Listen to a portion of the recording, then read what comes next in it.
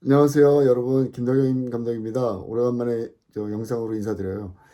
다른 게 아니라 오늘 사실은 뭐 제가 어제 리버트 극장화제 개막식도 있었고 행사도 있고 뭐 바쁘긴 했지만 또 지금 사실은 뭐 영화 건국전쟁 열심히 지금 편집하고 있거든요. 그래서 굉장히 매일같이 밤새고 뭐 이렇게 작업하고 있는데 며칠 전에 나왔던 이 국정원이 그 선관위를 뭐 가상이지만 해킹으로 그 가상 해킹에 의해서 선관위가 뚫렸다는 이 뉴스가 며칠 전에 나왔어요. 근데 지금 이제 뭐 이거 가지고 다시 또 이제 뭐 선관위는 그에 대해서 좀 이렇게 황당한 답변도 많이 하고 있고 그런 상태인데 이 뉴스가 사실은 굉장히 중요한 뉴스입니다. 이 국정원에서 이 가상 해킹으로 선관위의 전산망을 해킹을 할 수 있었다는 이 내용 자체가 우리에게 주는 의미가 너무나 큰데 사실은 이게 지금 뭐 여러 가지 뉴스로 인해서 지금 좀 묻히고 있다는 좀 생각이 들어요. 근데 이 부분은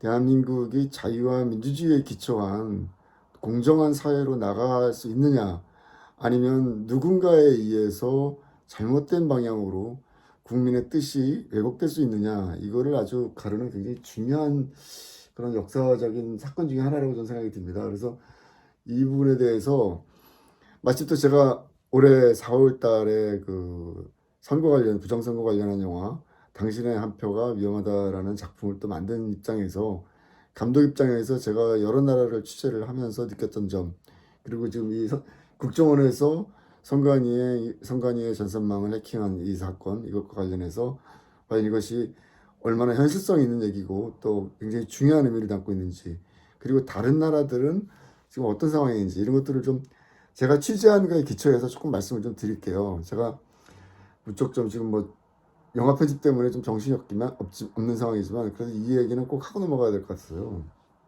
일단 먼저 지금 이제 가장 핵심적인 거는 그동안 이제 많은 부정선거 관련해서 뭐 부정선거가 없다 이런 말씀을 하시는 분들이 많이 계셨죠.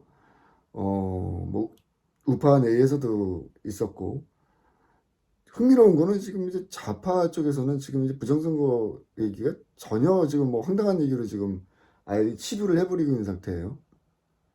근데 지금 뭐 기본적으로 인터넷을 기반으로 한, 이 디지털을 기반으로 한 오늘날 현대 세계에서 사실상 모든 네트워킹은 다 누군가에 의해서 정말 악한 의도를 갖고 있으면 다 조작이 가능한 상황입니다. 그 기본적인 베이스를 무시하면은 지금 이 부정선거 관련한 이슈를 제대로 인식할 수가 없어요.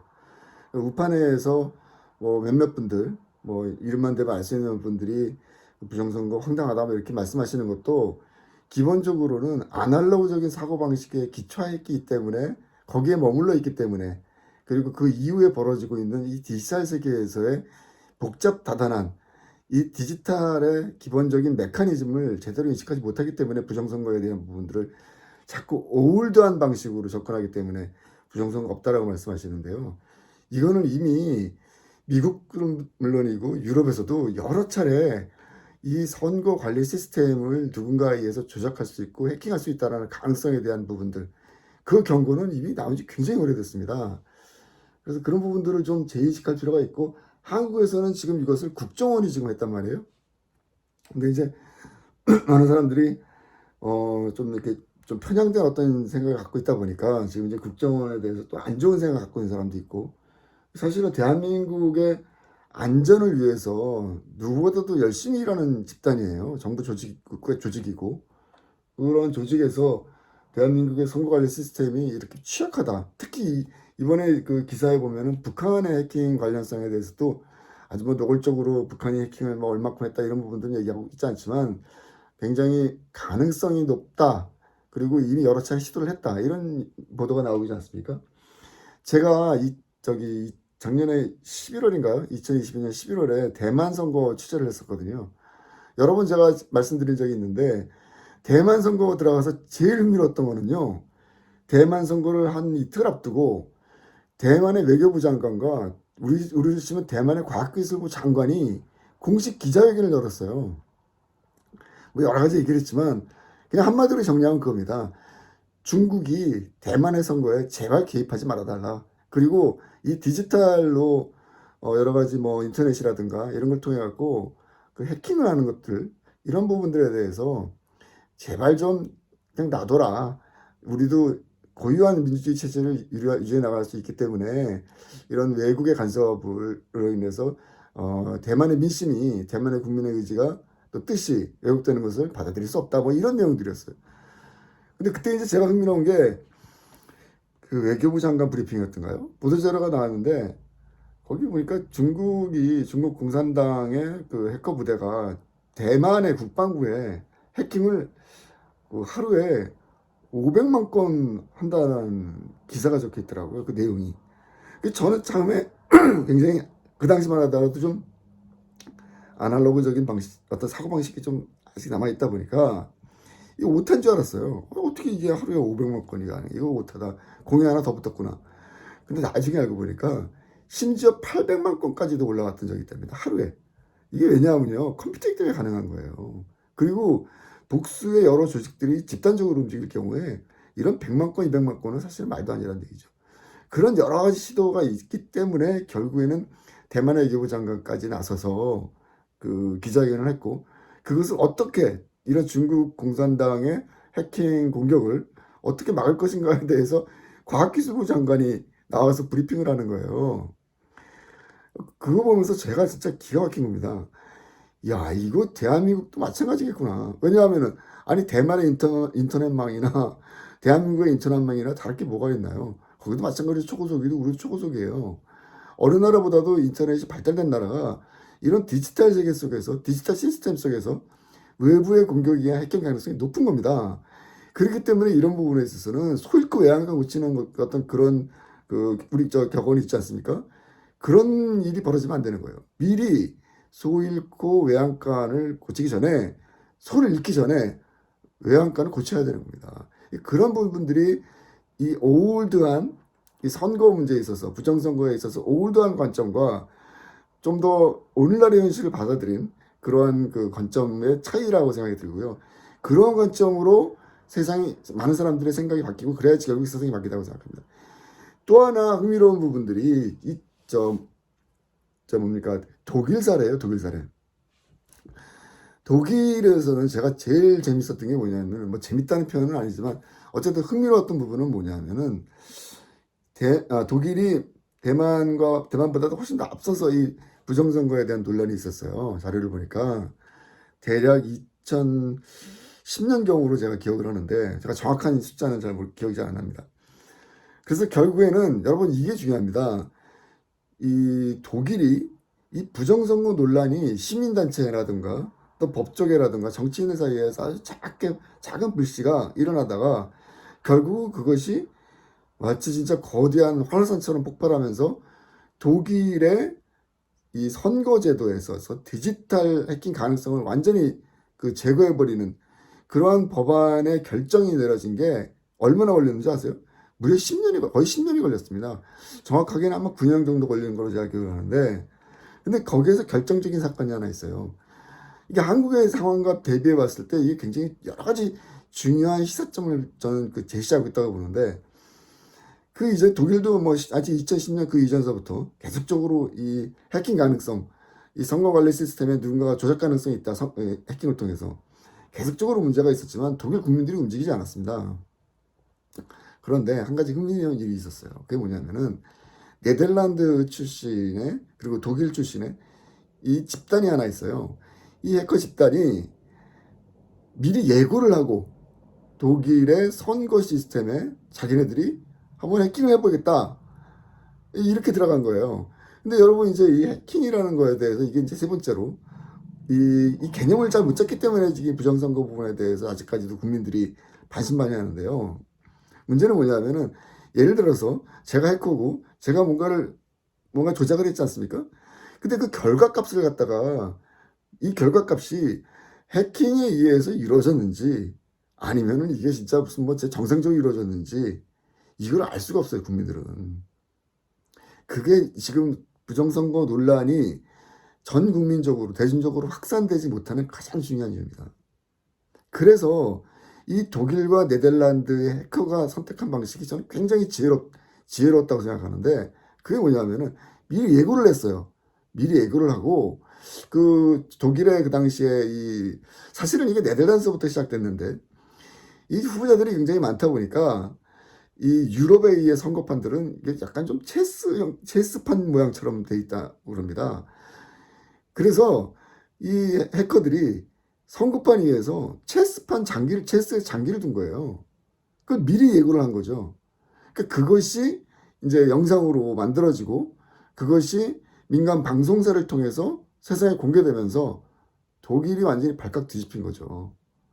지금 국정원에서 이 사전 물론 예고를 하고 이 해킹을 한 부분 이것도 사실은 어떻게 보면은 독일에서 이루어졌던 이 해커들의 그 사전에 예고를 하고 어떤 방식으로 하겠다 이것과 사실 흡사한데 이것을 이제 국정원이 했기 때문에 이거를 이제 굉장히 정치적으로 편향되게 인식하는 사람들이 있는 겁니다. 사실상 이게 좀 어떻게 보면 좀 불행한 거예요. 대한민국 국민 입장에서는 사실 정보 계통에 있어서는 가장 신뢰해야 할 집단이 국정원입니다. 국정원이 나라를 지키고 있는 것 아닙니까? 그 최일선에서 오늘날과 같이 이런 인터넷이라든가 디지털 통해서 외부와 접촉하고 있는 이런 상황 속에서 쉽게 접촉되는 이런 상황 속에서 대한민국을 방어하는 프론트라인이에요. 이 대한민국의 프론트라인인 국정원에서 이런 발표를 했는데 이 발표를 심지어 뭐 우파 쪽에서도 부정선거를 이렇게 좀 이렇게 적극적으로 주장해야 되는 그런 어떤 그런 부분들에 있어서도 그런 분들 입장에서도 좀 반신반의하고 이게 국가기관을 우리가 신뢰하지 못하는 굉장히 불행한 일입니다, 사실은. 저는 그런 면에서 굉장히 안타깝고 제가 오늘 마이크를 켜고 카메라를 켜고 이 얘기를 하는 게 말씀을 드리려고 하는 이유는 뭐냐면은 이거를 굉장히 의미 있게 그리고 중요하게 받아들여야 된다. 그 말씀을 좀 드리고 싶어요. 그래서 독일로 다시 돌아가서 말씀을 드린다면 결국에는 이런 민간단체가 미리 해커들이 미리 계획을 짜고 미리 공표를 하고 그것이 벌어진 거죠. 그러니 국민들 입장에서는 얼마나 깜짝 놀랐습니까? 그러니까 지금 이게 어떻게 보면은 또 다른 방식으로 좀 이제 뭐 제가 좀 이렇게 뭐 이런 말씀이 적당할지 모르겠지만 좀 팁을 드린다면 이게 민간단체라든가 해킹단체라든가 아주 그냥 독일 사례처럼 미리 한번 아무리 경고를 하고 니들은 막아봐라. 우리는 한번 뚫어볼 테니까. 일종의 이제 약간 이게 이제 게임처럼 느껴질 수도 있는데 어쩔 수 없습니다. 지금 이게 굉장히 중요한 문제거든요. 아니 대한민국의 정치를 좌우를 가르는 굉장히 중요한 순간들이 앞으로도 계속 지금 준비되고 있지 않습니까? 그런 측면에서 봤을 때 이 기사는 여러분들이 좀 더 굉장히 주목을 해보시고 어쨌든 국정원에서 대한민국의 안보를 책임지고 있는 국정원에서 정보계통의 모든 안보를 책임지는 국정원에서 해킹이 가능하다라고 판정을 내린 이 부분은 절대로 잊지 말아야 되고요. 앞으로도 이런 시도들이 이게 이제 국정원을 통해서 나오는 정보들이나 이런 것들이 아마 좀 더 이제 좀 외부적으로 나올 텐데 이걸 바탕으로 해서 이런 민간 단체들이라든가 좀 이렇게 이 해킹의 선한 해커들도 있지 않습니까? 이런 사람들이 독일이나 네덜란드의 사례처럼 미리 공표를 하고 한번 좀 게임처럼이라도 접근을 해서 이 전산망을 만약에 뚫는다면 정말 그 부분은 세상에 아마 큰 아마 그 이슈가 되지 않을까 저는 그런 생각이 듭니다. 그래서 그런 또 말씀을 좀 드릴 수 있을 것 같고요. 북한 얘기야 뭐 여러 가지 뭐 얘기가 됐으니까 뭐 북한은 기본적으로 지속적으로 대한민국을 무너뜨리기 위해서 이런 그 사이버전에 그 뭐 수천 명의 그 전사들을 지금 양성하고 있지 않습니까? 중국도 마찬가지고요.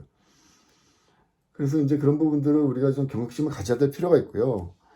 여기 이제 마지막으로 이제 국정원의 이제 이런 발표에 대해서 선관위 내놓은 답을 보면 참 기가 막혀요. 여기 이제 기사에 보면은 가장 중요한 게 뭐 여러 가지 얘기를 했지만 선관위의 이 기본적인 입장은 뭐 다수의 내부 조력자가 없이는 이게 가담하지 않고선 불가능하다. 뭐 또 뭐죠? 그러니까 이제 실물 투표지와 그 다음에 이 통계지, 그러니까 집계된 어떤 전산망 이것이 일치해야 되는데 그런 부분들이 불가능하다. 뭐 이렇게. 근데 여러분 당신의 한 표가 위험하다는 다큐멘터리 여러분 꼭 보세요. 그걸 왜 제가 추천드리냐면 대한민국의 선거관리위원회가 선거함을 얼마나 부실하게 관리하고 있는지 너무너무 생생하게 지금 여러 군데에서 많은 사람들이 그 증거를 갖다가 모았습니다. 심지어 뭐 무슨 뭐 가구점, 뭐 또 뭐 컨테이너 박스, 그리고 이게 이저 뭡니까, 이 자물쇠가 번호키로 되어 있는 것도 있어요. 기가 막힌 거 아닙니까? 아니, 자물쇠가 번호키면 번호만 알면 누구나 딸 수 있는 거 아닙니까? 그리고 그 선거함을, 국민의 그 소중한 이 뜻을 모은 이 선거함을 뭐 이렇게 보관하고 있다라는 그곳이, 그 자물쇠가 뭐 좀 과장되게 한다면 저도 맘만 먹으면 딸 수 있겠더라고요. 그러니까 굉장히 부실하다는 얘기입니다. 모든 것들이 지금. 그리고 또 하나 흥미로운 거는, 아니 왜 이렇게 빨리빨리 선거 관련 자료들을 폐기합니까? 이거 굉장히 중요한 얘기예요. 제가 이제 취재를 하면서, 제가 그것도 한 거의 뭐 8개월, 10개월 정도 걸린 작업인데, 취재를 하면서, 저와는 정치적 입장이 굉장히 다른 그런 한 교수를 만났어요. 익명의 교수죠. 그러니까 이제 약간 좌파 성향의 그런 친민주당 성향의 그런 이제 교수였는데, 통계학 교수였습니다. 근데 이분이 다른 얘기는 안 하시고 저한테 딱 한마디를 하시더라고요. 그러니까 이분이 오랫동안 이 선거관리위원회에 좀 관여를 했나 봐요. 그래서 이제 누구보다도 대한민국의 그동안에 이제 좌파 정권에 진행됐던 선거관리 시스템을 누구보다 잘 알죠. 특히 문재인 정권 때. 그런데 이분이 저한테 그 얘기 하더라고요. 다른 건 잘 모르겠는데 난 이거만큼 이해가 안 간다. 왜 대한민국에서는 선거가 끝난 다음에 모든 선거 관련 자료뿐만 아니라 그 선거 그 투표를 집계하는 그 이제 선거 투표용지 집계하는 거 있지 않습니까? 뭐 이런 거라든가, 그다음에 컴퓨터, 이런 것들을 선거 끝나자마자 폐기한다는 거예요. 그 본인 입장에서는 말이 안 되는 거죠. 사실상 뭐 그분도 말씀하셨지만, 우리가 이제 이런 전자장비들은 대략 뭐 1년 정도 지났을 때 그게 고장 날 수 있는 확률이 그렇게 높지 않아요. 정말 많이 잡아도 한 20%, 10%? 그러니까 정말 많이 잡았을 때 한 20%거든요. 10개 중에 한 2대 정도가 문제가 된다. 그러면 2대 바꾸면 되는 거예요. 그런데 왜 전량 폐기를 하고 전량 새로 구매를 합니까? 이 부분은 제가 이제 직접 확인한, 취재를 통해서 확인한 건 아니에요. 왜냐하면 제가 뭐 선관위 들어가서 어떻게 할 수 있는 게 아니고. 그런데 여러분, 굉장히 흥미로운 포인트예요. 왜 선거 장비들, 선거 관련 자료들이 그렇게 빨리빨리 바뀌는지. 특히 그 교수님의 말씀처럼, 통계학 교수님의 말씀처럼, 전산 관련한 그분 교수님 말씀처럼, 아니 멀쩡한 기계까지 왜 바꿉니까? 정말 문제가 있는 부분들은 바꾸면 되는 거 아닙니까? 아니 그리고 이거는요, 부정선거 논란을 떠나서 이거 혈세 낭비 아닙니까? 그 모든 것들을 갖다가 다 바꾼다고 생각해 봐요. 대한민국의 이 저 선거관리사무소가 몇 개나 되겠어요? 투표함이 몇 개나 되겠습니까? 이런 자료들을 다 관리하려면은 뭐 저도 잘 모르겠지만 막대한 비용이 들어갈 텐데, 이런 장비들을, 아니 국민의 혈세, 국민의 세금으로 운영하는 건데 선거 끝나자마자 왜 바꾸고 왜 폐기하고 모두 폐기 처분합니까? 정말 문제가 있다면 그것만 골라갖고 하면 되는 거고, 사실상 전자장비들 그렇게 많이 고장 안 나요. 여러분들 써보면 알겠지만 기본적으로 최소 5년 정도 이상은 다 사용합니다. 요즘같이 장비 기술이 좋아갖고. 근데 그거를 뭐 선거 한 번 치르고 다 바꾼다고 합니다. 이런 부분들은 더더욱 이런 부정선거 논란을 부추기는 어떤 굉장히 중요한 사안이지 않을까. 이런 부분에 대해서도 좀 조사가 들어갔으면 좋겠어요. 뭐, 하여튼 뭐, 갑작스럽게 제가 이제 카메라 켜고, 왜냐하면 너무 중요한 사안이라서 얘기를 할 수밖에 없었는데, 어쨌든 간에 오늘 제가 드릴 말씀은 대략 다 드린 것 같아요. 그래서 지금 이제 열심히 지금 이제 건국전쟁 편집을 하고 있는 상태라서, 뭐 여러분들 올해 안에 좀 날씨 좀 차가워지고 쌀쌀한 겨울날, 바람 부는 날, 어쨌든 여러분들에게 대한민국의 건국의 역사를 올바로 알리는 그 건국전쟁이라는 다큐멘터리 영화를 공개를 하려고 합니다. 그래서 그걸 위해서 지금 열심히 부지런히 편집 중에 있습니다. 그래서 오늘 밤에도 아마도 또 밤을 샐 것 같고요. 여러분들이 이 영화 이제 제작이 뭐 제작이라고 이제 여러분들이 생각하시면은 이제 이렇게 영화 한 편 만드는 거로 보통 생각을 하시는데요. 그게 아니거든요.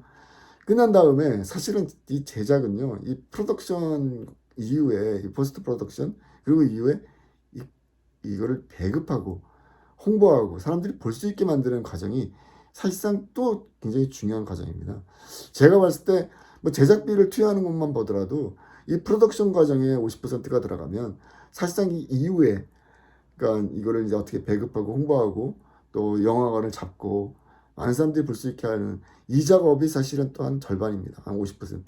그런 측면에서 이제 아직 갈 길은 먼데, 그래도 어떡합니까? 이제 열심히 해야죠. 뭐 늘 하던 것처럼 뭐 없지만, 뭐 제 손에 무슨 뭐 이렇게 양손에 떡을 들고 있는 것도 아니고 부족한 것들이 많지만, 어쨌든 이 대한민국의 건국 역사를 올바로 바로잡고, 그동안 너무나 많은 이 친북 좌파자들이 대한민국의 역사에 대해서 거짓말을 했어요. 특히 이승만 대통령에 대해서 이 왜곡과 비난은 너무 정도가 심합니다. 이것을 우리가 제대로 인식을 해야지 대한민국 역사의 정통성이 좀 바로 세울 수 있다고 생각합니다.